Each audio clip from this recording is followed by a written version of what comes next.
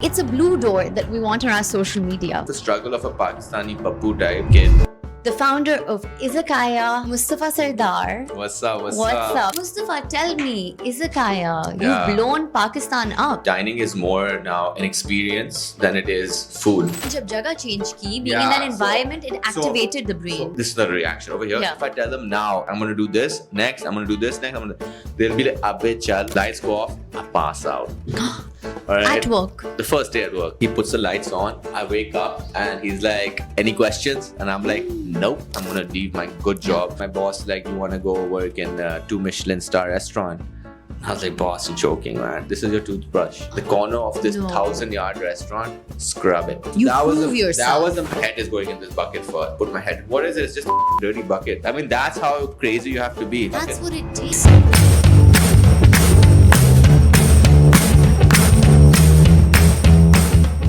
Welcome to a new episode of Really Real with Alizeh. Today I'm going to do a little bit of a different intro. Living in Pakistan, where we eat, where we dine out, is not just something we do that quite nonchalantly. Where we dine out, I think personally, is aspirational. It's who we want to be. It is a representation of our identity. Today I'm going to check if you can guess who my guest is. With this backdrop, he is someone who has made a private dining concept something we want to save up for, something we want to invest in. It's a blue door that we want on our social media because it's no less respectful than the blue meta-verified tick we need in our life. And if I haven't given you enough hints, today I have the founder of Izakaya, Mustafa Sardar. What's up? What's up? And let me not forget to add a very dear school friend. That is true. And a great introduction in typical Alizeh high school style. You know what me. I would say, man. Some What's things up? don't change. What's up? Thank How you are so much. And congratulations on your podcast success. I'm sure it's going to be massive, especially with me on it. There you go. I mean, with you here, That's there are what's no up. two ways about it. Thank you so much, Mustafa. thank I you know for having how me. much this means for you to be here. You My are first podcast, Alizeh, First for you. ever. All right. I'm never going to forget this Yeah, one and favor. only, baby. One and only. Mustafa, tell me, Izakaya, Yeah. you've blown Pakistan up. Yeah, alhamdulillah. It's going really good. We've got, just before we kick into it, we've got a few more things coming before I can explain. Maybe a lot of people don't know about Izakaya, which I totally understand. Yeah. I get a lot of hate for that as well. A lot of people message me about that as well. But so we have a catering company coming up. It comes up this week. Okay. So we come back to catering. And when we discuss a little bit about how we got here, then I can tell you about the catering aspect. But yeah, Yeah. essentially we start Izakaya date nights. And what that is we come to your house. So I send a chef and a waiter and a setup with like a beautiful table, kitchen area. And everything is customized, even to fireworks. And, if you forget to get your wife a gift, we have a gift option. I can We tell get a someone's flower recently option. gotten married and he knows the things that matter. All the dudes out there, all the married men out there, man. But so we basically set up a beautiful date night for you. So if it's my wife's birthday, I'm a busy guy. I just make one call, everything is sorted. Flowers se leke, menus se leke, food, all the decor, Ambiance, completely. Everything is sorted. Even like every drink, anything you want, we sort it out. So that's one thing we're doing. And then we have, when the weather gets a little better, so hopefully after the monsoons, we're doing Izakaya Beach, which is a very unique concept, very Mykonos style concept we're doing. And that's again, if you have a beach hut, so you can come to your hut, set it up before you even arrive. So the team comes at like 8 in the morning, sets it up, like beautiful white linen everywhere. And they set up like a little like restaurant in your hut. Or we can provide you a hut with the same. Okay. Or we have a glamping concept. So you don't want anything inside the hut. You want it close to the water. We've partnered with somebody where we do glamping as well. So you can have like a glamping tent and in there you eat your 7-course meal. So it's a different concept for Pakistan, but it's very unique and specialized. So it's for like good for anniversaries, birthdays. We do a lot of proposals even now. So it's good, being part in someone's like special occasion. So that's where you get paid. So that's what's up. So I personally thought just with Izakaya, it was creating ripples, but I am really excited to some see other this. stuff This is popping up, really going to yeah. be very good because at the end of the day, everyone invests in milestones and relationships. Exactly. And sorry. No, please. So, in terms of dining, right? Dining is more now an experience than it is food.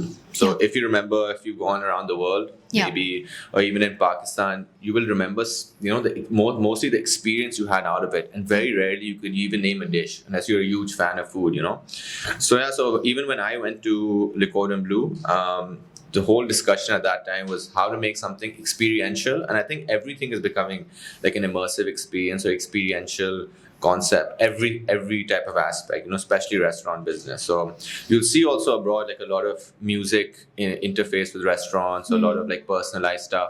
You'll see new concepts with maybe like projectors into restaurants and stuff like that. So you have to be different also. And that's why I thought to bring, the name is called Izakaya Experience, so it's like the experiential, it's the whole thing, and maybe later on I can give some more information about Izakaya and what kind of restaurant it is and stuff like that, and what are the possibilities of, doing things at the restaurant. So it's a very unique space where you get to do unique things. Like for instance, we barely have another week that the menu is the same, so the menu keeps changing. Maybe in one day we have 10 different menus out in the restaurant, which is very difficult to do. I don't think it's very difficult for other restaurants to copy that. You're talking about difficulty.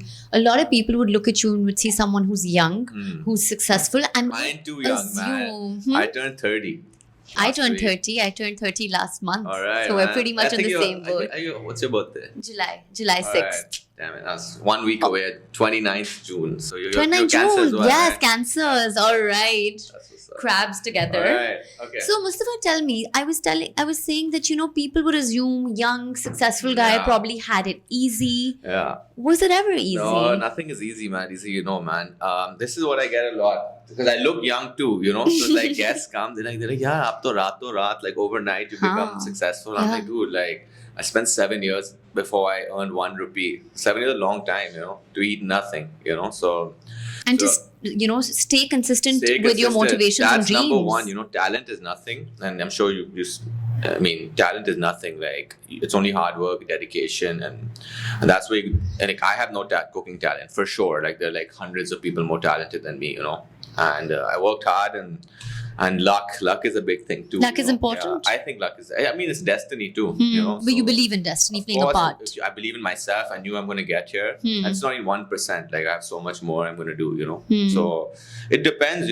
So it depends on people and it depends on your situation. So I'm very blessed. So we were lucky. We went to the best school. We went and traveled for university. I changed my life's the trajectory of my life. So did you know you were going to study culinary as a high school student? Hell no. I know the answer, but tell me more. No, so I'll tell you. So I'll do a quick analysis, man. So we go to school over here. We went to the best school, I say, right? We know that. KGS. Okay. So no, but if you compare to the new standards of education, or you compare to maybe some schools abroad, or opportunities you have, maybe college and stuff like that. Because for instance, when I went to America, I studied in Boston, and what did you apply for? What did you start studying? I'll just tell you. So when we were in school, my analysis was that like we have such a ratta type system, which has some benefits for sure.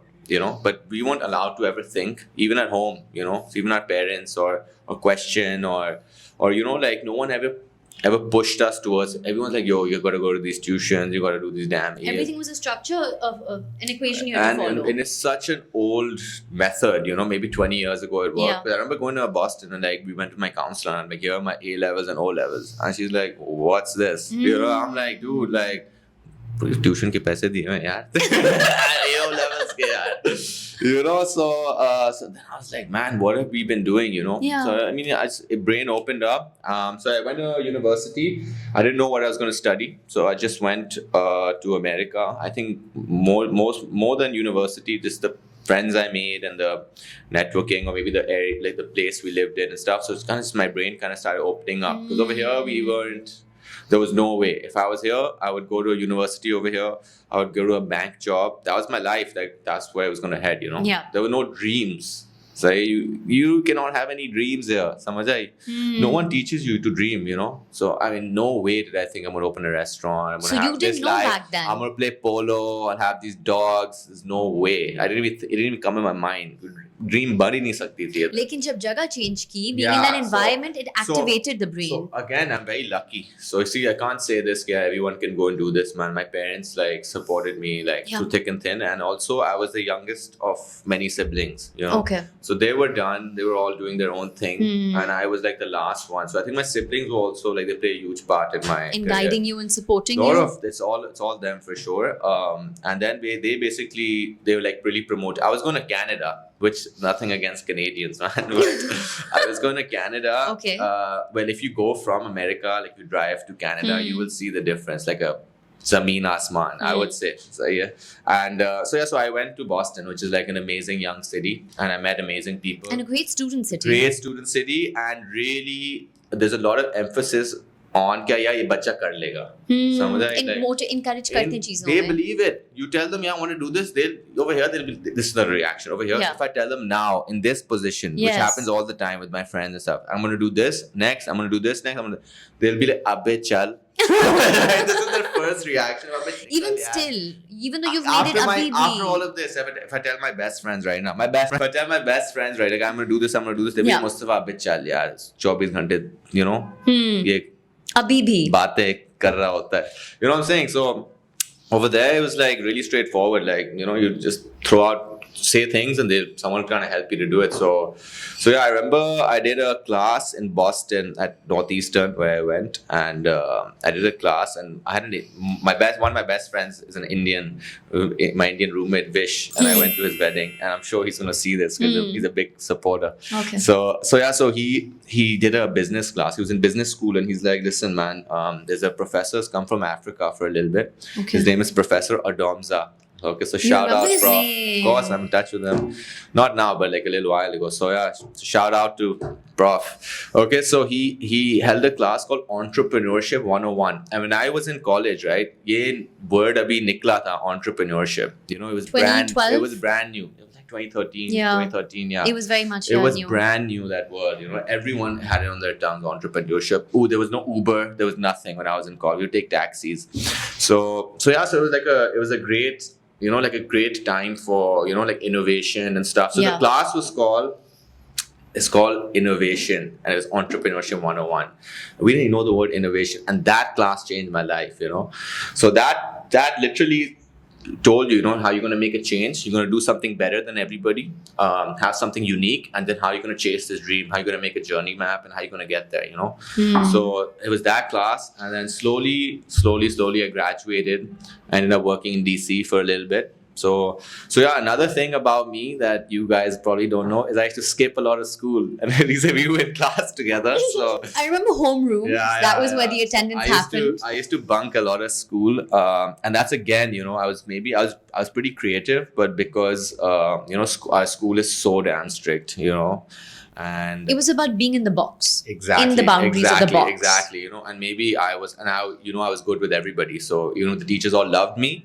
But like the issue was that, you know, like I just didn't want to study. I didn't find it interesting, you know, because, you know, you had to just read from the book and stuff like that. So once I went to America, right, it's basically America. If you attend a class, it's like 1% every day. It's not like end of the year, you give an exam. Our exam like 8%, you know. So you can ask any question. The prof is also like, listen, man, you can do whatever. If you're like, neend nahi aayi, whatever, just make it to class. Sleepy statement, just listen to me. You don't understand something, come to my office hours, you know. So yeah, so like basically like that world opened up for me, and then I thought, man, I actually like learning, you know. I actually like when the environment changed, it was more conducive to someone who was creative. Also, it worked out. Also over there, the first thing that happened to me was I had respect for my teachers over there. But over there, every second person is like, for instance, like the why I did international politics as well in school was because the first teacher I met, he's like, listen, man, he was like Harvard grad. So he's like, listen, bro, like I studied Arabic for 4 years. Then I moved to Egypt for 12 years just to learn Arabic, you know. And now I was like a CIA correspondent all over the world, and I met these presidents, and you know, see my picture, see my CV, all of that. So I was like, man, this guy's accomplished something. Let me go have an argument about him about the drone. At that time, the drone warfare was big in Pakistan. So Mama was there. like, I was like, let me have like a conversation. He'd be like, yo, come to my office hours. You're from Pakistan. You interested? Let's have a discussion. You know, and he would convince me. You know, he would office convince hours me. were a great time, and you didn't feel that when I would go for my office hours, I never felt like I was with a teacher. I felt like I was with like a friend who's willing to have that great chat about what we think about. Actually, over there, that they value the students. So I saw the teacher was trying to get information from me. You know, which area you live in Pakistan, the type of network you have. He was so I was like, man, it was like it wasn't a one-way conversation, you know. So then I was like, all of a sudden hooked and on. a lot of respect students get because they know the student can bring something to the table. Exactly. So you know, so then suddenly I started shifting my focus towards international politics because of this professor, and his name was Dr. Sullivan, and so I did all his classes throughout my 5 years in university, 4 years in university. I attended every semester, I had one of his classes, even Middle East studies, everything, you know. So that's kind of what shaped my career, started shaping my career in the States. And what ends up happening is, this is where destiny comes into play. So I had an Indian roommate, as I told you. I had a lot of Indian buddies. And one of them goes like, oh, we're going to DC for a party. And I was like, you know, what party is it? Yeah. So he's like, you know, you don't want to miss it. So one of his friends is in Ambani. So they went to You never miss anything, so he's Ambani. like, dude, go. You need to come here to meet. Yeah. You know, like, you come with me. So I was like, all right, let's take a look. So we end up in DC, and I made an excuse for myself because it was my third year. So I was like, listen, I got a job application. Like, let me go and take an interview in DC. So the next morning was a lot goes in for job interviews. Exactly. So I woke up like 15 minutes before the interview. So I was like, man, and I was a little not ready, if I must say, for the interview that morning. To say the least. Yeah. So I was like, listen, man, kya jata hai? You know, I put on like my friends. I didn't have a suit. So I was in college, man, in America. So like, you ain't gonna have a suit. So I put on his suit. I ran to the interview. I saw the office. I was like, damn, man, this is like a scene, man. So I go in there, and I'm a people's person, so I like to talk. You know that for a long time. So we meet with this guy, and he was a Boer. So he's a certain kind of. He's from South Africa. So he's like one of those Dutch South Africans, like Purane Zamane and stuff like that. So he has my interview, and he says, the first question, he goes, you're from Pakistan, right? So you must love cricket. So he eased me into it. I was like, dude, I love cricket. Yeah. And he's like, we play a Sunday cricket league, and we've lost a player. Like, they play competitively. What a great way to start. He's like, we've lost a player. You think you can do it? And I was like, I'll be here like anytime. The interview went on. And so he kind of liked me, and he has a knack for picking like really talented individuals. The right people. That guy. Okay. And he was an amazing guy. He would be listening to Beethoven in his office 24/7 on full blast, you know, like a crazy guy. And he's worked in the IMF, World Bank, all over. So he's like, listen, man, I'm going to offer you the job right now, and you're going to answer right now. Are you going to take it? At that interview. I met DC my first time, you know. Suit friend ka This is me. I'm like, yes. What else would you say? It's my first interview, first offer. I didn't ask anybody, didn't do anything, took the job. And so that's how it was like, man. So I ended up working there for a little bit, and then I had a good time working there. I learned so much, really funny stories, you know. I'll tell you one.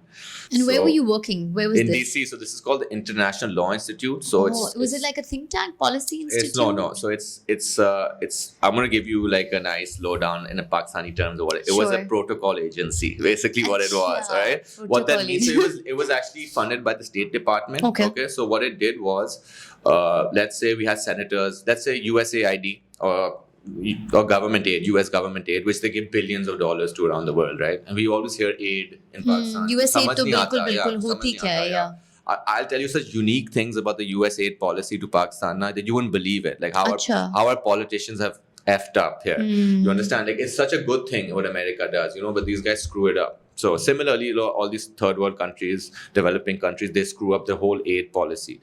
They mean good. Now, why is America giving so much money, you know? So I worked on that side of that, the thing, you know. So what we did was basically, let's say that in Pakistan, they want to train some judges, Americans. So they're going to the Americans want to train judges in Pakistan. Pakistan. They want to help. So I'm telling you, the people I work with, they, you know, over here, they think sub IMF itna bura hai. I mean, they're trying to help, you know, but हम खुद नहीं सीखना चाह रहे, you know, we don't want to implement anything ourselves. So गलत use पे use कर रहे हैं. exactly. So what we did was, let's say that these judges from the Supreme Court in Pakistan need some kind of training or workshop with, you know, like with the Supreme Court in the USA. So they would fly them out from here. So pay for their tickets, pay for their stay. So we were the ones arranging their stay, arranging their pickup. And I have funny stories about this, you know, arranging their pickup, even arranging all of their things. So I would go to certain courts, okay, a month before they came.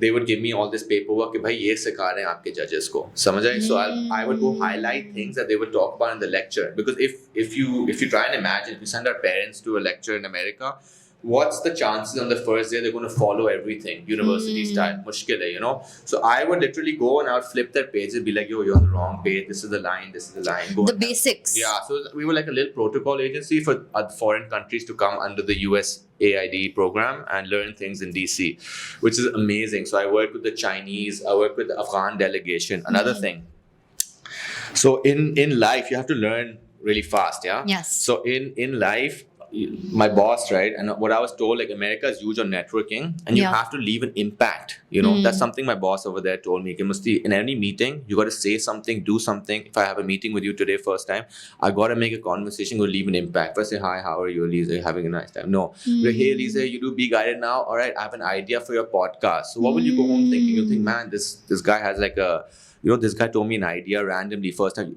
You'll keep me in your head, you know. So yeah. So, and I'll make sure I bring you up with other people. Exactly. So networking is everything. So I remember the first week I was in DC, and there was an Afghan delegation. So I think judges from Afghanistan or lawyers from Afghanistan, one of them I forgot. They weren't posted with me, so they were posting with a very senior colleague who was training me at that time, right? So, I said, man, they're from Afghanistan. I'm right around the corner. I went and just started having a conversation with them. So one day I spoke about cricket. They all speak Urdu. They all knew they all knew my grandmother. Then you speak Urdu, you know. It's just like, so I was like, man. They probably felt honored to be meeting you. No. They just like, man, yaar, halal khana kahan se milega? You know, like, they're so simple. But kitni relatable baat hai at the end of the so day. they felt comfortable. Yeah. Because suddenly, all of a sudden, in this USA ID program, they found me, you know. So I went and made conversation with them. So next day I saw them. They invited me for chai. You know, imagine. That's a big thing. Imagine. So I went and had tea with these guys after work. So they said, yeah, हमने cricket खेलना, ये करना है, हमने shopping करनी है. They want to buy things for their family, you know. But see, because you're from Pakistan, you can understand why it's important. कहीं आप travel करते हैं तो family के लिए कुछ लेकर जाना है. They all have studied in Peshawar. They're all Pakistani, you know. So the next day, third day, the boss sees me and he sees me talking Urdu to these guys, and he calls me to the office. He's like, how do you know these guys? And I'm like, listen, they're Pakistanis. I network with them. I went for tea with them yesterday. He moves the person from the job and he's like, so you're up. So even though he was someone who was training you. Me, yeah. And that guy was like bitter, you know. I was like, dude, bounce. So I'm taking over, man. Alright, so you have to search for opportunities. Yes. So that's how my boss like instantly picked me up. He's like, man, this kid is smart, tez hai bacha. And when I left, right, my CFO, he wrote me a message. They all wrote me sweet messages. And I was crying in the office when I left. Okay. And they wrote to me that, you know, if we ever need anything east of Madrid, we're gonna call you. Alright. So that meant a lot too, you know. So and you know it means a lot when they say that. Yeah, because I spent so much time with them, you know, and they knew what the scene. I mean, American kids are very sharif type. Some of them, you know. So we had a lot of those type, and then I was like a wild card, you know. But a go-getter. Yeah. And I would love to have conversations with Americans, like my bosses, about real-time political stuff going on. So then they'll be like, yeah, this kid is like super interested. And I was very honest. So another thing I learned from my boss is to be very, very honest, which I will tell you, I guide till today, and I tell all my employees, just be honest. It doesn't hurt, you know, like nothing. But Mustafa, why do we find it so hard, right, honest? Personally and professionally, to be honest? So this is what happened. When I opened Izakaya, I was hiring a lot of people. So we, every time I get a message, boss, I can't come, my mom is sick. Okay. I cannot come, I slipped in the bathroom. I was like, yo, just say I cannot come. I said, see you, bye Felicia, like, you know, like, see you later, you know, like, I ain't gonna inquire, like, what happened to your mom, you know, and wo picture bhi aa rahi, mom ki foot ki picture, so I'm like, dude, I want to see your mom's feet, you understand? So I would just tell everybody, listen, if you came and told me, boss, like, it's my girlfriend's birthday, like, can I take the day off? I'll work double today, you understand? I'd be like, damn, this guy's honest and he's compensating, apna samajh ke kaam kar raha hai, you know what I'm saying? So that's the difference. Ownership feel kare in what you do, lekin be honest. If you ask my team right now, they have no timings. They don't. No, my team has no timing. There's no micromanaging There's no happening recipe. from your side. Hell no. There's no recipe. There's no timing. People always say, recipe share nahi karna. So yeah. Yahi to kehte hain. Recipe pata hi nahi hai. You know, they only teach, when school, they teach you technique. Okay. So, yeah, and use your brain, use the technique. I think in anything, that's the case. You know, if you train someone to play cricket, you're going to show them this is your action. No, you're going to be like, this is the logic. Keep your arms straight, throw it any way you want. You know what I'm saying? So, yeah, so that's kind of, so in DC, we'll go back to the story. So in DC, because it's an amazing place. DC is one of the best places. It's full of politicians. It's literally like phase 5 defense. That's how big it is. And it's packed with like powerhouses of people and amazing think tanks that I used to go to. And the people there are amazing. And again, that same thing, they used to, for instance, my boss would be like, mostly take the day off. There's a conversation about Pakistan happening with Wajahat, that guy. Wajahat Ashraf, yeah. Okay, I love him. Okay, so he's like, there's a conversation happening. I like how brave he is. Yeah, okay. Honest and also. He's saying, go to the think tank. And I was like, boss, I have work. He's like, no, take the day off. The boss is saying that. He's like, take the day but off. You know why, Mustafa, they're saying that? Because they know when you're actually at work, you're giving it your 100%. So yeah, one day I was like, I didn't get off to the right start in DC. And the one thing is that I never did a job before that. And what do you mean you didn't get off to a right I'll just start? tell you. So I never worked before that in anywhere in the world. I've never worked a day in my life in Pakistan. Yeah. I never even, like, college was a breeze too. I enjoyed college. Like, there was no scene of like hard work, you know, like hard work pays off. Us time pe. So Us time pe, haan. Us time pe I was unfit. So there's no gym involved, no nothing. And gym is like number one, you know, like I think when I started, everything started from there. So in gym, you get to see, you know, first, a lot of people, they make fun of you if you go to the gym. Like when I was skinny, they used to be like, yeah, tu kahan gym ja raha hai, you know, something like that. And so a lot of people, they make fun of you and then they observe you. Okay. Then you start getting big, you know, start implementing change. Yeah. So then I start asking you, man, how do we do this? You know? Okay, so it's like you get to see this whole cycle of like self-doubt, other people doubting you.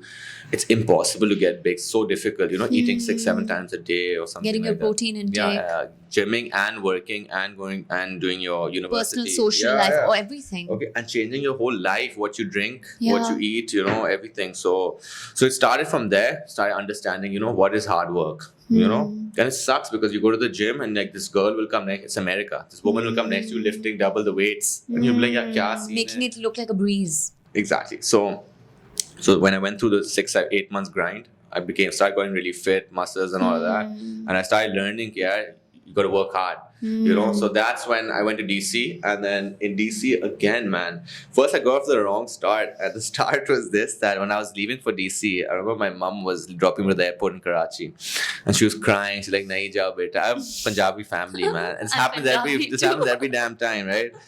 So she'll be like, I'll do anything, like go tomorrow. Like I'll do anything. And I'll be like, Just Mom, one more day I'll with be like, you. Mom, there's a ticket change, there's this, that, and all that. She'll be like, no. Like, you know, she dropped me at the airport and she's crying at the airport. And obviously you feel emotional too, right? You're going for a few months. So I'll be like, all right, one Punjabi I'll to another, stay. I get it, I'll be like, Mustafa. I'll stay another day. Find out, next 3 days, the flights are full. And I had got to go 4 days There's later. been times where you've actually delayed your flight. Every time. No. I thought it was something conversational. No, every time, man. Okay, so almost every time, unless I really have to go. So that was my first time working. I get off to a wrong start. So I land the day before I go to the job, the night before. So I quickly run. I didn't have a suit, so I ran to like Massimo. I bought a suit, one suit, and I went in the morning for work. Yeah, I didn't sleep all night. I was so nervous and plus jet lag. So I went to the office and they have a big AV room. So they took me to that and they're like, "Listen, we're going to teach you computer systems for like 3 hours because you need to know top secret computer systems over here. There's a lot of information on it." So I was like, "Yeah, sure." The lights go off. He starts teaching me. It was a guy from Georgia. His name was, I forgot his name. Okay, so he was from Georgia. Okay, so he's Teaching like, you computer systems. computer systems off the place I worked. So how to, if the boss tells me put this in this file or something, I know how to get there. So the lights go off, I pass out. All right. At work. The first day at work. All right. Or like orientation time. He puts the lights on. I wake up and he's like, "Any questions?" And I'm like, "Nope." So I got off. Did you follow anything? Bro, I was sleeping. Okay. And I feel like he knew I was sleeping. All right. Which is why the blaring lights. All right. No, he put the lights. Like, any questions? And I was like, no, I think I got it. Okay. I didn't understand shit. So, my first few weeks went really badly, to the point where I called my brother. I'm like, yo, I want to quit. Now, this is, I'm telling you, of a struggle of a Pakistani pappu type kid going there, and working like hard, Yeah. So I called my brother, who works very hard in New York at that time. He's working for Louis Vuitton at that time, studying graphic designing. So I called him. I was like, listen, man, I'm about to quit. Like, these guys are making fun of me. Like, I'm getting screamed at. And a lot of ego as well. So that's a big thing for Pakistan. They got an ego. I was like, how is this guy screaming at me? Why is this person talking to me like this? So my brother's like, listen, this is what he said. He said, listen, so he's like, man, you made it to like a week. So, I mean, like I won the bet. So I was thinking in my head, man, I'm so weak that these guys like already discussed this. Yeah, they already know that I'm going to quit. Like, how pathetic am I? So I told my brother, like, Muhammad, man, like, how the hell I'm going to get through this, man? And he's like, yo, keep a notepad. Write everything down, work triple as hard, reach office 1 hour early, leave 1 hour late, even if no one sees you in the cold, just get a Starbucks and stand outside the door till someone opens it. So I was like, all right, I was so motivated, 6 months goes by, working my ass off, sorry about that. All right, so what ends up happening is my boss, everyone started like appreciating noticing me. the change. No, this is what my boss would say. He would say like, listen, Musti, man, we have a networking event happening like after hours at 8 p.m. Can you come to it? The Saudis or something. I'll be like, damn, man, I'll come to it. So I started making friends, and then again, destiny, and again, being people's person. On the way to DC, that flight that I had missed, and I got a new flight, On the way to DC, this kid sat next to me. And this kid is like, his brother comes, and he's like, brother's my age. He's like, oh, my brother. At that time, the front seats, there were two in the front. So he comes to me, he's like, listen, can you just make sure my brother's okay? The older guy told you, okay. I was like, yeah, of course, I love kids. Like, don't worry. The kid was like 8. He was playing games. He played games throughout the flight. Shocking. But, okay, so he tells me, so obviously he's a kid, so whenever the lady came with the food, I kind of just helped him out. He was like, okay, I was like, don't worry about him. Okay, so that's how. And then when he got off, I spoke to him. He was from Qatar. So the guy, and that was the first flight of Qatar Airways to direct to DC. Like, that was the first flights, first few flights. So I do this. Now, one day my boss goes like, listen, there's a GCC summit happening in DC. It's a huge deal at the Four Seasons. The Four Seasons owned by the Saudi royals. So there's a huge summit of all the Saudi on Europe, this Middle Eastern ambassadors coming here. It's at 9 p.m. Do you think you can make it with me? Because you're good at networking. And I was like, hell yeah, I'll make it with you, man. Like, I want to see what's up. So what ends up happening, like everyone's there. Like Hillary Clinton is there. It was that big. Yeah, everyone was over there. Okay. Right.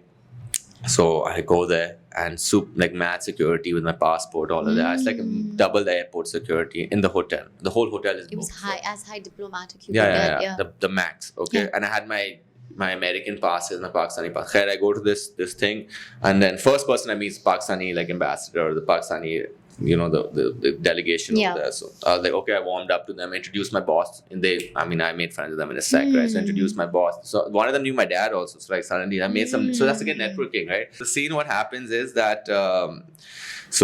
We're rubbing shoulders with these diplomats and this food and all of that and having a nice time, the drinks, food. So suddenly I'm with my boss, and what ends up happening is I see that guy on the flight. All right. The one with this brother. Yeah. So he goes, hey, Mustafa, assalamu alaikum, how are you? I was like, hey, Fulal, brother, what's up? Is that? Okay. And my boss is like, who's this? Gave me 2 kisses and all of that. And like, you didn't know at that point who he was? Hell no, dude. An ambassador's son. All right. So I didn't know. I mean, the guy's like, how the hell do you know this guy? He's like, Mustafa, come with me. I want to introduce you. To my father. No, not to my father. To the Americans. All right, that he was chatting to. So I had seen him, like we were chatting to 2 different groups. But Mustafa, he remembered you. Yeah, he remembered me. No, because we had like a conversation. I was thinking, where did I see this guy? When I came, he's like, oh, Mustafa, how are you? Yeah. So ends up happening is that he goes, John Kerry. So he goes, introduces me to John Kerry, and then the thing comes to my head about my boss. My boss says, say something that he's gonna remember you. People are gonna remember you, as I told you. Yes. So John Kerry comes. He's meeting the person. These like his cousins and all of that. I'm standing with him. Khud andar dal diya apne aap ko, So John, they come in a massive delegation. It's on my Instagram. I haven't seen this. Send it to me. On my Instagram, the whole video of me meeting this. It's John Kerry, of course. Yeah. So and that time there was a Kerry Luger Bill and that. So he comes to me and he shakes that person's hand. I'm sweating. He shakes my hand, sweat. Hi, my name is Mustafa. I'm from Pakistan. And this was Suddenly a Mustafa. I was known as Mustafa over there. Okay, all right, fair. so he goes like, Pakistan, huh? And this goes. I'm like, I'm an idiot, dude. I should have like said something where I'm working or something like that. But I'm sure he remembers that some pagal banda randomly said, Pakistan. So yeah, so that's my time in DC a little bit. So I learned a lot networking, working hard, being honest with my boss. So I used to tell my boss was like, where are you going this week? I'll be like, boss, like I want to work extra hours this week. Again, right? Honesty. He's like, dude, if you're going to Vegas, right? Like, you're going to work these hours, you have to do these things. I'll be like, listen, can I stay here till midnight? I can finish all my work for next week, So that's where I would also mix like work and fun, And then one day happened, I came to my boss, I was sitting on my desk. And one day I was like, listen, yeah, I had so many dreams, अब मैं यहाँ फंस गया हूँ, total governmental jobs have zero money, So I was like, yeah, फंस गया हूँ, where am I going to get my horses and my dogs and my life, यहाँ क्या होगा? And I was like, yeah, I can move. And, I wasn't happy. I was pretending to be happy because my friends, my colleagues would be like, let's go on bowling on Friday. We'll go with these white people bowling. I was not interested, Like, You had other plans in mind. I had my international friends in Boston. I had left and come here, So I was like, yeah, I don't want to go bowling with these white people and like, go for like happy hour. Like, Yeah, it has to be something more than that. yeah, I like, listen, I'm doing well here, but like, I'm done, Yeah. So after all of my college career and then DC, and one day I just go to my boss and I'm like, listen, boss, I got an idea, right? Yeah. And he's like, what? And I was like, I'm going to go to Pakistan. I'm going to become a chef. I'm going to go to Pakistan. I'm going to open this type of private dining restaurant because I think Pakistan needs it. Yeah. And I have family in the food business, Sikhi, as I told you, my cousin, my aunt. Okay, Florence. So she, I already had someone, like maybe I could call and ask, but no one can help anybody, So if someone calls me right now, okay, give me advice. I can't help. You have to be driven, Yeah. So I was like, I told my boss, and he was a great guy. But Mustafa, how from doing that did Culinary come I'm up? just telling you. So I just went with an idea. So I was like, this will be a good idea, this restaurant. I was thinking in my office, And I love food. So DC is huge on food. And again, I'm very blessed. I have to keep saying it because I didn't do it on my own. I used to eat salan, chawal, palau, like in Pakistan. Like, kuch samajh hi nahi thi khane ki, But my mom, right, she used to love food, but she used to make me travel all over the world. And she used to be like, listen, if it's food related, you can spend it on my credit card. You understand? So it was an experience back then. It was an experience. And when students they were doing like rationing in the month with my own money, I would do it too. Like, I would go to like a nicer place and I would go for 3-4 days. I would eat at home, right? But my mom's card was like that magic card. I could go to any like Michelin-star restaurant and just slice that card. Because my mom would be like, chalo beta kha rahe. So again, Punjabi mom, so. Beta and khana. Exactly. No questions asked. Exactly. So then I started going to nicer restaurants, understanding nicer things. I think Netflix had just come out during that time, and the Chef's Special series just came out with like beautiful music at the back. It was a work of art, right? So all of that played into it when I was in DC, and then I just had the guts to say to my boss, like, boss, I'm going to leave my good job. And that's really difficult because I would meet my friends' parents and they will like, beta, iski tarah bano, America mein job, shit like that. So, and then to take that leap of faith. Yeah. So then I was like, man, I'm going to go to this. There's a culinary school like I've heard of, and I didn't even know anything, I knew nothing. Now, if you say where I took up my passion for cooking, if you ask my aunts and stuff like that, or my relatives or close friends of mine. Who've seen you as a child also. Who've seen me as a kid, yeah. So I used to love cooking. I would do like some BS experiments in the kitchen all the time. But when I would go to Dubai, I would live with my aunt. I don't know if you know my cousin Natasha, the makeup one. Her mom. All right. So shout out to Hina Khala. All right. So I used to go there, and there used to be a Spinneys in Dubai. Of course. I was new. Dubai was upcoming. There was no Emirates Mall. Like I'm telling you that time. But Spinneys is something fun. And bro, यहाँ तो हमने सिर्फ आगाज ही देखा हुआ था. Springs भी अब आए हैं. No, at that time there was only Agha's. Epco had just opened. I'm talking about grocery stores. बहुत time से सिर्फ Agha's था. Exactly. And that was it. School on the way back, it would be on the way back. That was it. It was Ideal Bakery. After that, like that was the level we grew up with, So I mean, I went to Spinneys. I was like, damn, man, like the bread section, the meat section. The variety. I was like, bro. And then I used to watch in Ramzan. These Yeah. are things I'm telling you from my childhood where I relate to food. So in Ramzan, I would watch all these Ramzan specials of food. You would watch. Yeah, as a kid, like how can a kid be interested? But somehow I would watch it, But you see, then it's something that when people aren't sure what their passion is, think back what you did Yeah, naturally there was as a kid. like there were things coming to me, but I never knew at that time. I was just like enjoying. It takes time for it to gel in, Yeah. but moments hote But hain. you know, if you ask my aunt Yeah. again, she would tell you that when this kid was like every day making some crazy stuff from Spinneys, I would have like budget for the day, like 50 dirhams a day Okay. or whatever would be my budget for my But parents. you would even go to Spinneys. Not I would every go child would every go day. to Spinneys. Exactly. So she would find it, and I would love to clean. So and you know, in Pakistan, I was like a bigrawa kid. You know, I had like Yeah. maids and all driving. Yeah. Over there, like I love to clean. I love to swim. I love to go eat, make my sandwich. You know. So like it was like a new environment. You know, and again, my aunt was very supportive. So maybe she wasn't like the other beta, the maid will make the food. Like If you were she being said, creative, "Go." she'd let Yeah, you be she said, go to creative. Spinneys, go buy stuff, Yeah. come to my place. We would have the George Foreman grill, like use it. Mm. So as a kid, imagine using your brain creatively, you know.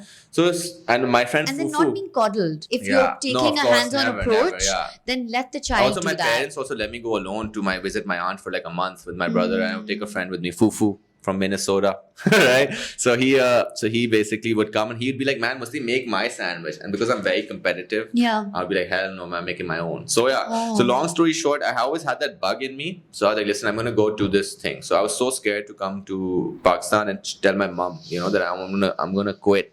How you was that conversation? I'll just tell you. So I was so scared. I was prepping for it for weeks, you know. Yeah. And I was like, and you know, the thing about college was with me, right? Yeah. Like in my first, you know, in going to college, I was such a bad kid. Like I was stealing the car. I was like going to the beach. I was like doing other things, you know, not going to school. So I'm sure put a lot of disappointment in my parents. But when after the first year, and you go to college in America, right? The first year is deadly, all right? Like it's nuts. Like, so I remember coming back after 1 year to my parents. I sat them both down and be like, "Listen, man, I have done everything you can do under the sun because I was in college in America and I have seen everything you can see in America. So now I'm not going to lie to you guys. You know, pehle chuk ke everything. And they listen, whatever it is, and that really helped. So that was the main thing. So my parents and I became close all of a sudden because I would tell them weird things like which no one else would have. None of my other siblings would ever speak like that to my parents. So, but I'm also young, so. Younger ones have it Now, easier. yeah, I got really easy. So I went to my mom and I was just like, this is the line. I was like, listen, mom, Yeah. this is my plan. So she saw this kid had come with a plan. I'm going to go to culinary school. I'm going to do this. I'm going to do that. Like I was serious at that time. So she basically, any other mother would have been like, yeah, maine tumhare America mein padhaya hai tujhe. You have a nice job. You get a green card. Your life will be set. And she was so proud. She would visit me in DC where I was working. I would be wearing a tie like outside the window and stuff. So They take these she's pictures happy. with you. Yeah, They're she's proud of happy. you. Yeah. So I don't want to be like, man, they're so proud of me. I'm going to like quit. You know what I'm saying? Like Because start my from mood hi badal fresh. gaya, yeah. Huh. So I went with them with the plan. Okay, what ends up happening is, so I tell her, I was like, Mom, I'm gonna go to this school called Cordon Bleu, and she's like, yo, it's my dream to go to culinary school. She says, you know, something like that. I was like, so then I was like, you know, I'll do this. I was like, she's like this because I knew Cordon Bleu is damn expensive, and living in central London is even more expensive, right? Yeah. So I was like, in my mind, I was like, listen, I wasted so much money like doing this stuff like college and all of that. I don't want to go for another round of college and like, you know. So I said, listen, I'll do a course over there. So I remember my mom said, listen, if you're going to do something, right? Yeah. If you're going to do anything, you have to do the best thing. जब करना है तो फिर best. You're not going to take a course. You do the whole thing, and you do everything that they can offer you. You know, motivate. I was like, damn, lucky man. So I told my mom, listen, I'm going to live far away because I have to struggle. I knew I was struggling, so I was like, I'm going to live far away and like do that. She said, no, you're going to live downtown, the best apartment, heated floors, and all that, you know. So I was like, damn. So I had it easy. That's what I'm trying to tell you. In no way I want to say that I had it difficult. Like there were many more people that had it much more difficult than me. I can tell you some examples as well. But it's really So I good to end then up there. bring that up and clarify that, right? Sometimes being aware of certain advantages we have. Bro, and makes, that was more motivating. So I would see Yes. kids. A colleague of mine who works in he works in 2 Michelin-star restaurant in Singapore, and he. All right, so he basically used to sleep at the Starbucks. So his mother was dating a guy who was abusive. So he wouldn't go to his house. He would sleep at the 24-hour Starbucks because we had like 5 hours between classes at night, you know. So I was look at him. I told him, you come to my house and sleep, right? So yeah, so then I would be even more motivated. You know what I'm saying? And the better I got, like the better it was for me, the more motivated it was for me. So I ended up in culinary school. So that's where the journey starts, So I ended up in school. It's very difficult. I thought it's so difficult at the time. It's such an easy school. Now, thinking about it now. But don't you think it's because you were at the right place with the right passion that made it easy? Also, I had burnt all the bridges coming here. So I had no option. You had to make it happen. My London rent was paid. My Cordon Bleu semester was paid. Not semester, the term, years have been paid. So I had no option of quitting. So like there was no option. Like I had to do it. That's what people ask me, how'd you get it? I'm like, when there's no option, right? You just have to do it. So that's again a big struggle. So I went there, and another thing of my life, man, very important, is time plans. So I went there, and over there, it's a non-profit, like Cordon Bleu. Okay, it's owned by the LVMH group. So it's like a huge company, And they also want you if you graduate from here, you better make a name of yourself. And my graduating class, all of them, not one, all of them are doing like amazing. How big was your graduating class? Very small. We were 13. 13. We started 30, the courses, and we ended up 13 at the end. So a lot of people got their butts kicked out of the kitchen in front of me. Like when I'm telling you butts kicked out, means a girl, French chef kicking the girl on the butt, the door flipping open, she landing outside. So it was not an easy place to stay. It has a higher dropout. Culinary schools have higher dropout rate than Harvard, 70%. Nothing is what it seems. It's damn hard. It's all fun and games for the first 2 weeks, right? Acha, Le Cordon Bleu, it's not difficult. All right, you just to have get in or to stay? No, to get in. I don't think to get in. To stay in there, it may be difficult if you are doing Dundee. So if you're going every day, it doesn't matter how good your skills are. Your team will help you graduate. So I'll explain how that works.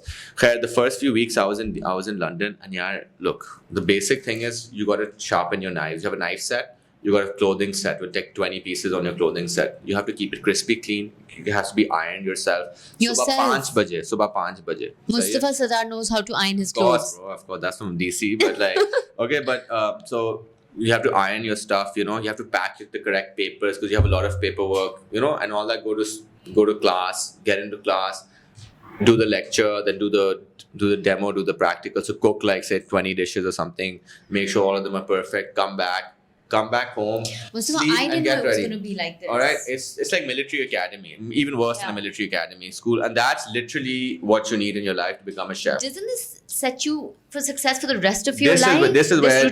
What I'm about to tell you is gonna even for the viewers, man, and even the people who come to intern with me, work with me. The number one thing I work is on this is gonna change your life 100%. So the professors at Le Cordon Bleu, the teachers, right? They're all from Michelin restaurants and stuff like that. So you respect them. You can go to them anytime. They want you to succeed, right? You can call them at 1:00 at night. Anything is chill. So hota ye tha yaar, the class is there. You do your cooking, and then you do your cleaning, and everything has to be at the same time. Say your plate has to come 12:01 p.m. Wo 12:01 pe garam pahunchni to the chef. You understand that? It's meticulous. Cooking, saath bhi cleaning. That's very easy to do. Okay, I can explain that some other time. It's clean as you go and stuff like that. The scene was that I was finishing late. No, I was fully serious here. So I was one of the last ones to enter the kitchen. Like everything was typical, like getting the trains, running to school and all of that. So I was all over the place. And when I came to class, I wasn't successful as the other kids were. There was the guy in Navy SEALs who had done a Navy SEAL program. He was part of your class. Yeah, Brian. Okay, so long story short, everyone is finishing before me. Ab main last dish paka raha hota tha, to my Romanian friend, my Lebanese friend, they were cleaning my area. They were cleaning your area. Teamwork. You have to help your team. You can't just be good mummy daddy and come and say my dish is done. Go help your whole team to get the stuff out. It's teamwork. Okay, and you get marks on teamwork. It's number one. So I was like, every day these guys are clean, and now I'm seeing people get kicked out for being slower than me. I'm thinking I'm going to get screwed here, So I took a meeting with the principal. Because he said, if anyone has any problems in the first week, come. Don't feel shy before it's too late, So I came, I told him my little life story, how I ended up here, to make him see that I'm all in here. Yeah. And what he says, he's like, Mustafa, when do you come? What do you do in the morning? This is what I do.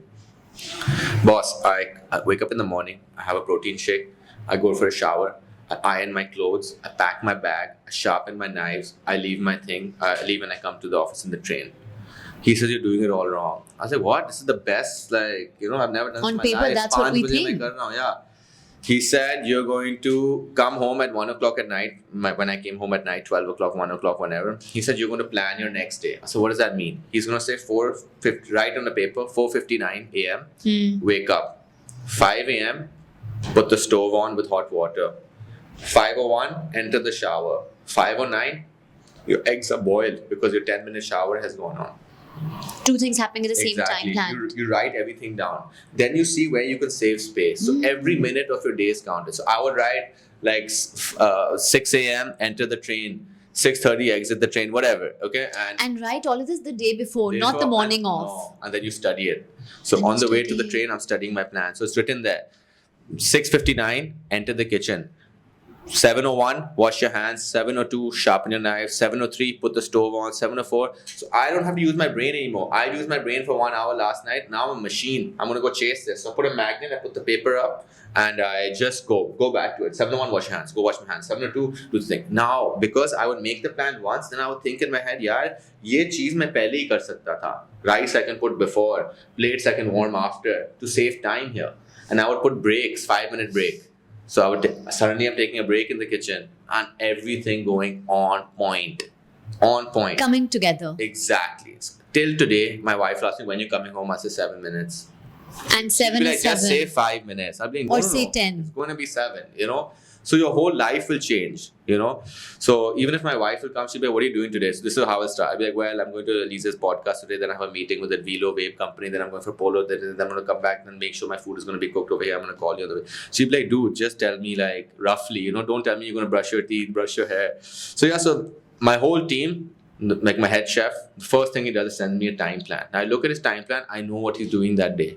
I'll fix it. I'll be like, no, this time do this, and this. So, long story short. I'm taking notes also because I manage a team. And the way, what you've said is, there's a way you can do something in a stress-free manner and you can get better at it. Exactly. And you know, I was saving 40 minutes. 40 minutes in your day was being saved just by 10 minutes of planning. You understand? And you knew what you're doing every day. So even right now, first thing when I wake up, I have a list in my head like from yesterday that, you know, these things. I don't make time plans anymore. Okay. But aapke liye to it's rocket science now. It's in my head now. So yeah, and the same way, this is how to be a chef, by the way, and how to do anything in life. This is not only for chefs, this is for anyone who wants to. It's organizational skills, and it's like, I live by it. My whole staff lives by it. Every member, every intern that comes to me.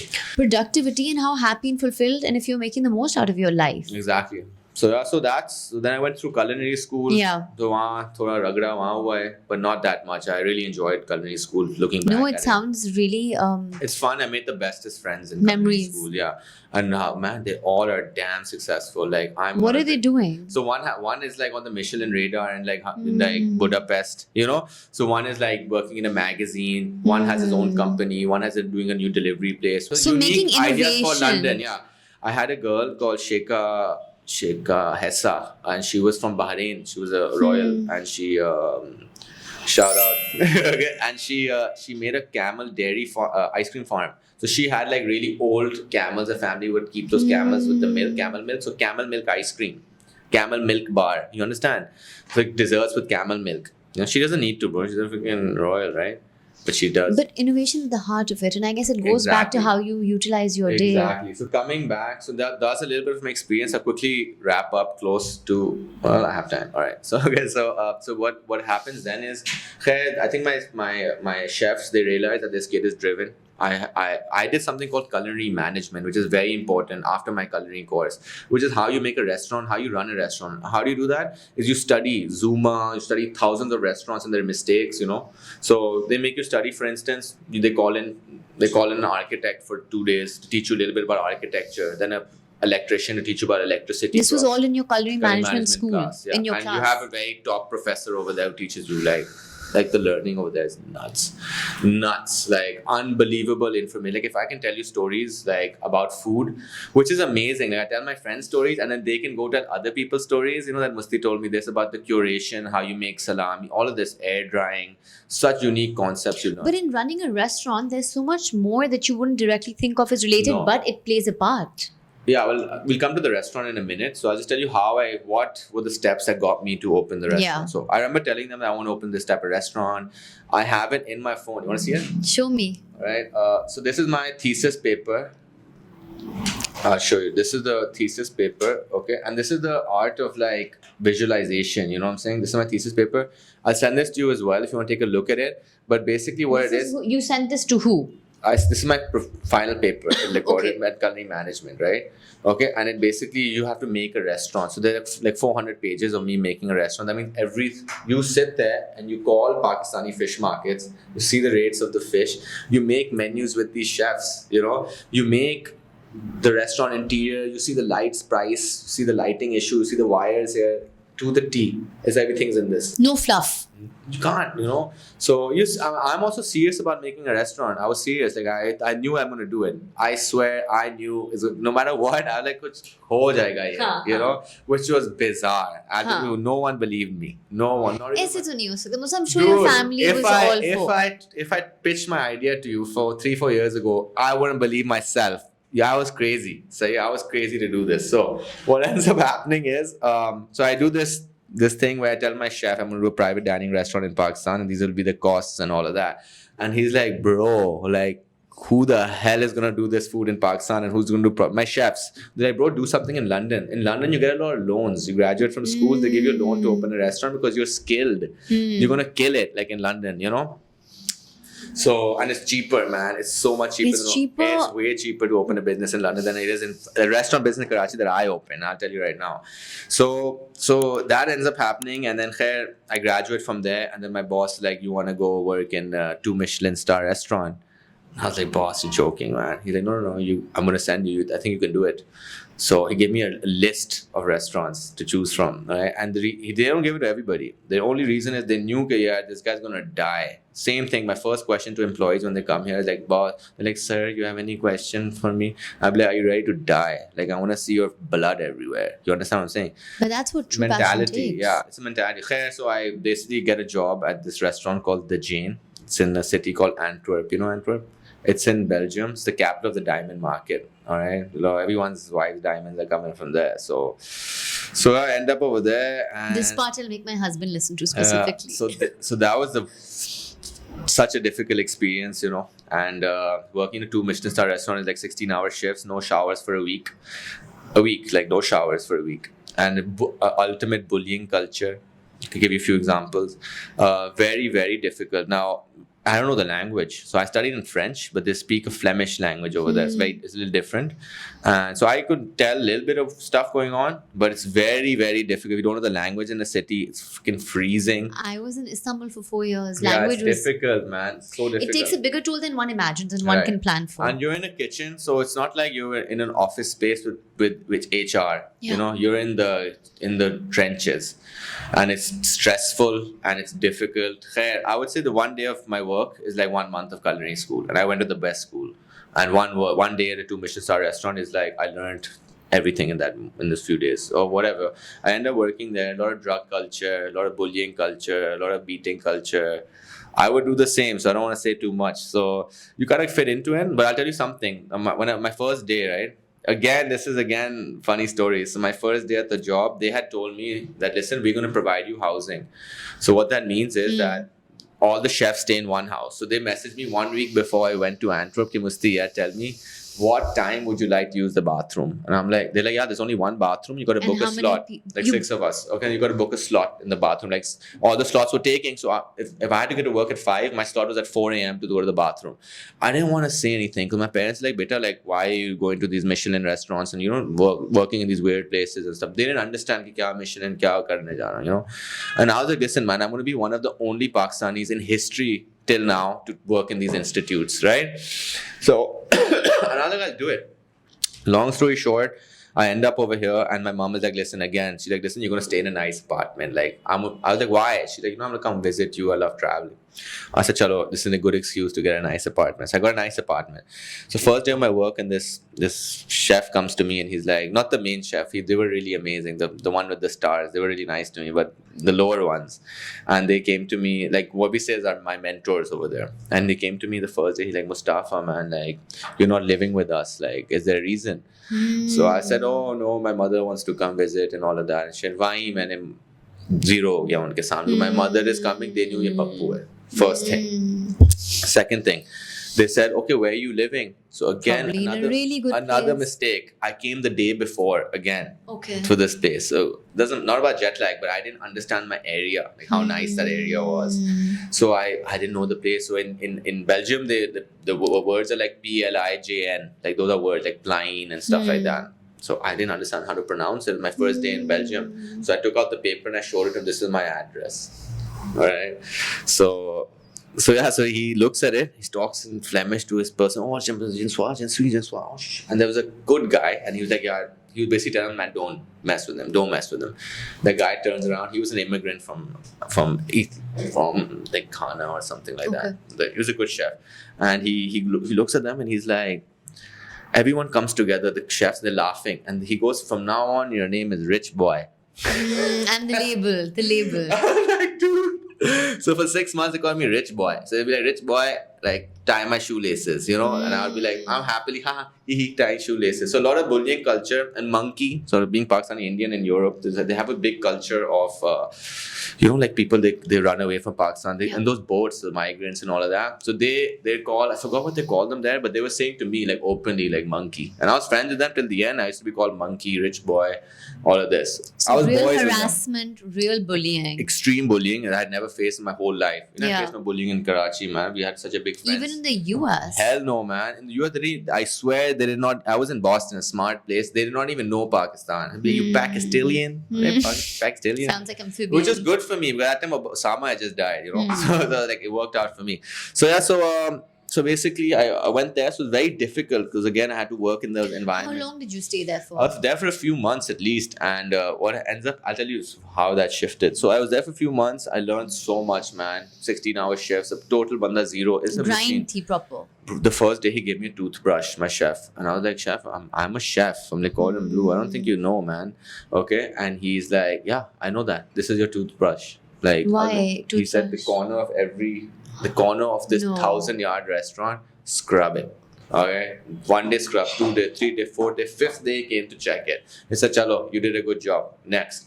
So if I would have said, "Boss, I don't want to do it," shakal dikhata na, he'd be like, "Get the out here," because I'm a 2 Michelin-star chef. I'm gonna change your freaking life. So are you ready to die? Like, I want to see your blood on the floor. Until then, you're not leaving this kitchen. Where's your blood? You know? So you prove yourself. Now I learned a new mentality. So when we used to be in the kitchen in the Cordon Bleu, sinks are a big problem in the kitchen. Okay. And you don't want to be the one to block the sink. Okay. The water piles, and now it's service hour. So it's piling and ganda pani is overflowing, yeah? I remember us like telling the chef, help us. You know, and the chef will be like, "Bache pay kar rahe hain school ke andar, we'll come and help you." So we were a little pappu over there also. I remember once the kitchen was blocked and 2-3 people said something, like I said something too, and the new kids, they said, "No, boss, the sink is clogged, can someone help her?" He comes, he's like, get me my goggles. And we were like, ha, you're not joking. He said, I'm going to go underneath, I'm going to open this with my mouth, suck this pipe. And that's the mentality.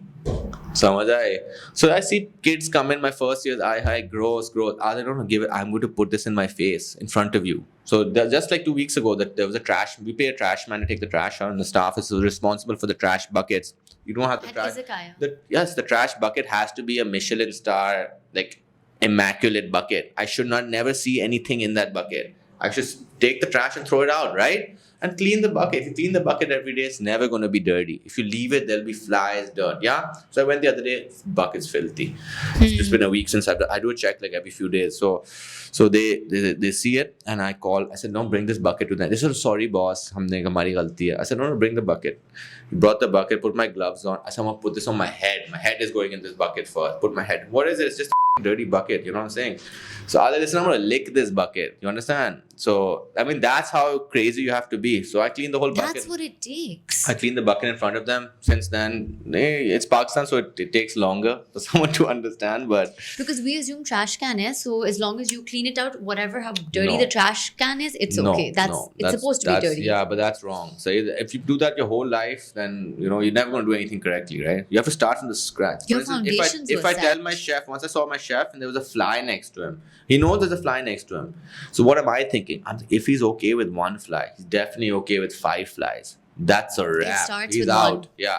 So the first thing they know is, man, if you see a fly, drop it. If the prime minister's eating, I don't care. So yeah, kill the damn fly. So yeah, how hard is it to kill a fly? 10 of you kill one fly in this room, so easy, you know. So that's how it started off. So khair, I went from there. I worked in another place called Obliques in London, which is another in top of the chart, another 1 Michelin-star. Then I moved to Brussels, where I did a 2 Michelin-star restaurant called Bonbon, and that was much easier. We had 2 holidays. In the first one, there was 0 holidays, so 6 months every day, so every single day. I think people have no idea of what it is. I did not know there was new prime ministers in Pakistan. Imran Khan. I did not know. So yeah, मुझे पता ही नहीं चला. Yeah, okay. I would talk to my at that time girlfriend and then my mom like once in a couple days. They knew. Okay, going to a Michelin restaurant is going for war. You know how you meet your family, you say bye. When I come back, I will come back with PTSD, or I'll come back with no sleep. I'll come back with less weight. You understand? I'll come back with scars everywhere. Even right now, I have scars. So like, come back, my whole body will be gone. My feet will be gone. You know, so it's going to war. So your family knows you're going for this mission, right? The bullets flying there. Trust me, they're like fucking bullets flying during service. So yeah. So that was a great experience. Michelin experience. I don't think anyone before this podcast. There are only like four. There are only like 4 or 5 Pakistanis in total, like in history, to do this. History. Yeah. Okay, and I'm one of them. So, and the good thing is, I mean, we have all these. Acha, this is the problem. Now you see a lot of kids with love Instagram. You know what I'm saying? They want to. First, people come to my restaurant as well. Like, I know now that it's an Instagram-based world and people want to show. Like, Mustafa, you're the one who created the blue door. Yeah, exactly. Tell me about it. God forbid if a couple's gotten married and they didn't go there for the anniversary or someone's birthday, then are you like for real? Yeah. All right. So I'll just quickly answer. So the Instagram stuff was when I was doing this. Now you cannot find. I'm going to reframe the question. When it comes to Izakaya, right? There's something really cool about the branding that's happening there. Something about social media and branding. So and it's like an untouchable feel. Nothing was thought out. So if this was not a strategy. Nothing was thought out.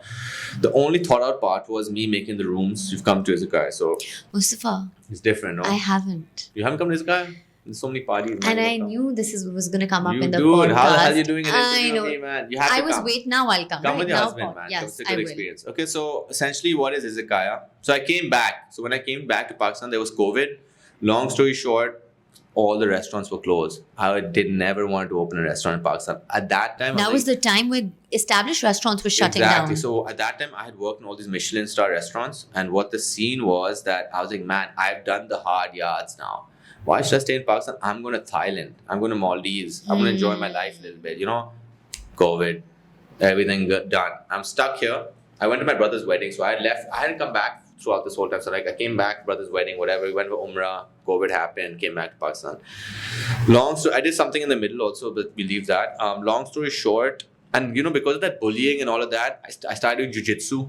So my mind got really focused again. Jiu-jitsu really helps. Shout out to my team, Carlson Gracie. Okay, so I started doing that, and then confidence in my abilities again. Because when I came back from working in Michelin restaurants, like everyone in my family tell you, 1 month I didn't come out of the room. I was like, I'm done with cooking. Like that's a wrap. I did everything. You know, like they take the love away. So I was like, man, what do I do? And then one day I came up with the idea that why don't I do a catering? You know, and I'll come to your house, I'll install, blah, blah, blah, and do it. And suddenly one person, two people, I start learning on the job, you know. Suddenly all these politicians are calling me, all these celebrities are calling me. Everyone thought I was cool. Before cool, rude. I mean, you guys knew what's up. Come on, but you see all these celebrities, like, they knew me. Some of them, like, I know all these celebrities. I don't want to say any names in case how viral this goes, right? so yes, all these celebrities, like the typical celebrities you have around town, they knew me because I'm from that type of family and I kind of meet them here and there, you know. But you know, people, they won't come say hi to me. You know what they must be thinking? Yeah, ye bigda hua bacha America se chhod ke apni, you know, his parents are paying for him. Like he's wasting his time. That they didn't know anything going on with me. They didn't know working in Michelin restaurant. They still don't know. Why should I go tell everybody? You know. So that's you let your work speak. Exactly. So then, and if you know me, then you'll find out. If you know you, then you actually know. Yeah. And you know, my friends lived through that. So if you ask Momo, Munsi, and all these guys, now they had pictures and videos from this every day I was going with my eyes like crying every day. I used to cry daily, like at work crying. You know, they just screw you. It's war. So maybe builds your character a lot. So long story short, we started doing this catering company, started picking up, became huge all of a sudden, you know, and that wasn't even something special. So we became experts at catering, and suddenly I became successful and famous, those same celebrities, they go, oh, Musti, man, how's your mom? Like, why you weren't here like 2 months ago, you know? I was right here. Yeah, of course. So, I mean, that's why I don't like to do publicity. Like, I do no publicity. So, how many thousands of magazines, morning shows, and I'm like, dude, there's no way I'm going to do this. We are truly honored. Yeah, really okay. real. So, there's no way because, man, everything is that whole game. There's these public game, these guys blogging game they have. I'm friends with all the top bloggers and they're great people. Like, but I am not a blogging type. You know what I'm saying? Which is very important, by the way, to get work in Pakistan, business in Pakistan. You need to be out there, you know, which I'm not. Like, I suffer a lot because just the meeting I'm going to after this, they said, "Hum to nahi jante aapko." They're coming from Islamabad, huge company. Okay, so I was like, all right, I guess I have to suffer that way, right? So, just a long story short, we did the catering. Then I figured out, what do people want in Karachi? You know, they want to have for instance, I don't want to say any names again. We're on a podcast and I cannot talk about anybody. Let's say you have a famous sports star. They want to have a cigarette, you know. So normal to have a cigarette at dinner, right? They're sitting at Cafe Flow, smoke cigarettes, or an actress, she smokes cigarette. Someone going to take a picture of you. You know, people are they can't be authentically themselves. You know, privacy, personal space. You know, in America, like, you go ask somebody, is it okay I take a picture with you? He'll say after the dinner. You wait. You don't take pictures of him. But you ask that question, but yahan to bilkul bhi aisa nahi hai. With me, this happened too. That's why I'm so like anti social media. You know. Khair, so I made Izakaya, and the concept is that you have different types of rooms, different themes, and you get a sitting area. You get a dining area, you get a music area, you get a bar area, you get an outdoor area, you get a lounge area. So you get a little suite for your night. It's your birthday. If you take the restaurant, my favorite restaurant, Okra, you get a booking over there. They're like, okay, come from 7 to 9. By the time your guest comes, it's like 8:15, 8:20, right? It's your birthday, you're dropping multiple lakhs. It's not cheap, yeah? It's going to cost you like 75K minimum, take a bunch of people out, right? So, and their birthday is 9 o'clock, go home. Now, where are you guys going? Ghar, you know? So what was that investment what's for, the really? Experience? Yeah. You know, it's your birthday, man. It's 21st birthday, 30th birthday. And you don't want to cap out experiences by the hour like so that. So with me, it's 6 p.m. You get the slot till whenever. Say 1 a.m., 2 a.m., you know. You get a soundproof room so no one can see you, hear you. You can play any music you like, you know. Fully tailored to the Fully tailored. If you're a vegan, your mom likes only beef, your dad likes only chicken, your sister's a pescatarian, all of you eating seven courses, different menus. The food's exaggerated, fun. For instance, we can put your nephew's picture on your, you know, for the grandparents' birthday. You can have notes written from your siblings abroad sent over. So it's very, very customized. It's very bespoke. And so many people, they take our menus, they take the picture frames, they take everything. And, you know, the best thing is when they have, you know, like seeing these parents and these young people, like, it's not about the money, man. To be honest, I don't even see the money, to be honest. It's always reinvested, or like I have horses or dogs, and it goes, you know, a holiday. From one experience to another. Exactly. So like the best thing is to see people. I mean, like I get messages every day like, you do, this is like the best experience. And that's because that took 7 years to get here. You know, and I'd like to end today's episode with this, that don't accept someone's journey based on where they are today. Of course, like man. If someone looks at Mustafa today, they'll be like, okay, privileged things worked out for him. So that's the thing, but you'll see a lot of privileged He's people. friends with influencers. Yeah, but that's the end, right? And I'm so happy and I'm genuinely very, very grateful. You've gone into the micro vulnerable points which were difficult and no one knew your struggle. Yeah, and no one was like, oh wait, it'll be worth it for Izakaya. Izakaya came now. Yeah. And for any student wanting to go into culinary, they need to be ready for this. Bro, you know, when I was in Belgium, you know, I don't want to tell my parents send me more money or Yeah. that, you know. So I know the struggle of even having maybe 25 euros extra a week coming in. Yeah. I would kill it with 25 euros. Yeah. Like, that's my mentality. But Mustafa, isn't it important that you've seen both ends of the spectrum course, in of making course. who you are today? Of course, now, you know what I believe, right? Yeah. Like I used to listen to a lot of advice from people. So now, What's your take on taking advice? people say that you should listen to everybody's advice, and but I don't feel that. I feel like someone gives me advice, like it'll stick in somewhere. I can't get out of. My dad like, beta, ek kaan se suno, ek kaan se nikalo. I can't, you know. So what I believe is like, man, like I believe in myself. Yeah. And I've gotten here. I must have done something correct to get here. So A lot of things. So I'm like, bro, you bloody well believe what I'm saying, or you can bounce. Like, I'll do it on my own, you know. So, but when I was opening Izakaya, there was not, I'll tell you, except for my parents who didn't understand the concept correctly. You know, how can they understand this concept? You know, it was a new concept that you've created. Exactly. So there are no restaurants abroad I can copy. There's none. Yeah. None like this. Go to Vegas. What's your blueprint? Go to London. Go to Vegas. try and find this type of restaurant, that adjusts daily, So it was more of a passion project. I thought I had a gut instinct it's going to work, and that's the main thing. If you have a gut instinct, believe in yourself. I did the hard yards. Are they going to get somewhere? And you stick. I'll tell you something. I don't want to say much, but even like your friends and family, like it's impossible. If you're going to do something for the first time, ain't nobody going to buy it. But once you do it, everyone is like, bro, we knew it. हमें तो पता था.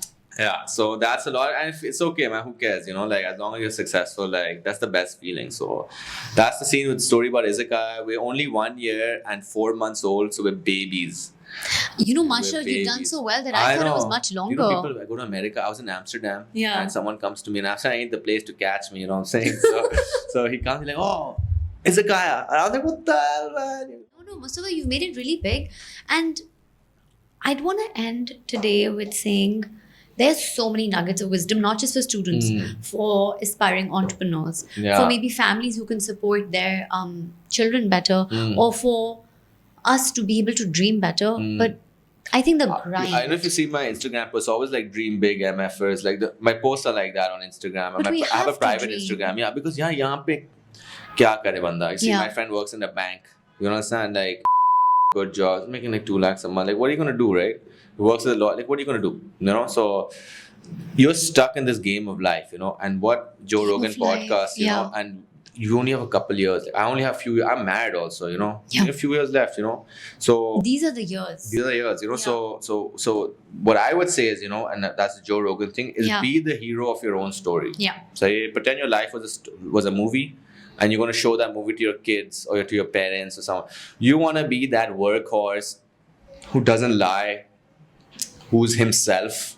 He's not shy to be himself, You ask Talal Barkat. I'm always myself, He was with me in college. So there's no way someone new comes in, I'm going to change myself, So I would love, for my kids to, be themselves, not to conform to this grammar school style lifestyle and stuff. Just be like, yo, these are my ideas. I'm going to do it.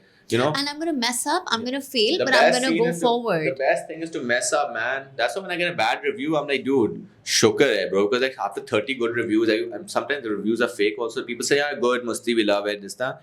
But sometimes I get a bad review, Musti, the napkin was dirty, stuff like that. I was like, yes, now we can work on something, Now, kya karenge? You have to be authentic to the whole process. Thank you so much, Mustafa. No, man, you have given us so much of your time. What's up? And I can't even explain how I feel, because there's so much going on in terms of me to process, of even being your friend. I didn't know all of that. Yeah. So let alone not many people know. Like, if you see my Instagram, you'll find one picture of me working in a restaurant. Like, you'll only see the But fun I think part of my life. being private goes a long way. But ye main keh rahi hu, but for work, it's difficult. So I got my cousin Natasha. She put up videos of my wedding, which I don't want to stop anyone for my wedding. It's a happy time. So I'm going again to the airport. I'm like, I think people are looking at me. It's weird. If I recognize you, I'll say hi from far or something. Yeah. But over here, people just look. And that puts you in a bit of weird. a... It's weird. Yeah. And Izakaya, what happened? I used to be there every day for the service. Now you'll never find me there. And the reason is, as soon as I come in, there'll be a bunch of ladies sitting, like 20 ladies. As soon as I come in, phones will come up. They don't know my name. They've never spoken to me. Well, how can they make videos of me, right? It's okay. I understand now. So you're a celeb. I'm like, no, man. I'm just a chef, business owner. I don't want to be a celeb. I never want. I'm even from a popular family, And I've seen all of this my whole life. It's not something for me. So I don't want. And we have to respect that even if from you're such a family, it doesn't mean everyone's the same. Everyone enjoys that. With that. I always like my privacy, and I do a lot of things that I need to be private. Plus, I have my horses. I live my different type of life. You don't even need to justify it, right? Everyone's different, and we have to respect that. Exactly. And for anyone going in culinary, I think this one should be a must-watch. Man, if anyone is, I have sent a couple kids to Cordon Bleu. So if someone is, I've sent at least 3 who have taken my advice, met me. I've called the chefs. So if anyone is interested that you have, number one, I'm going to talk you out of it, because unless you're ready to get your butt kicked in, you ain't going. But you're doing them a favor, because I am, going in. They're that's going why, in because that's why I told you them. Don't ask me about opening a business in Pakistan. Okay, guys. Today I asked, but Mustafa, we need to have you in again. Mustafa, we can have that for an entrepreneurship one. Because I'll start my other business. I can tell you something about it. I'm booking you in for season 2 for that. All right, season 2, man. Best of luck, Alizeh. Thank you so Best of luck for your new podcast, man. Inshallah, you're gonna make it big, man. Inshallah, make some money. I have a lovely team and All right. guests who are You have coming a good in. team, good location, and good coffee. All Good right? coffee. That Yeah. was primo Thank you, at man. work hall. My cousins. Alfala. Give a shout out. Yes, All right, why so not? thanks, and guys, man, my first podcast, first and last, baby. All right. All You right. never know. Honored. All right, Honored. cheers. Thank you Have so a good much. evening, guys, and Take care. That's what's up. I'll come out with you. That's But thank it. you so much for watching, guys. ये बहुत लंबा था, लेकिन this is a must watch.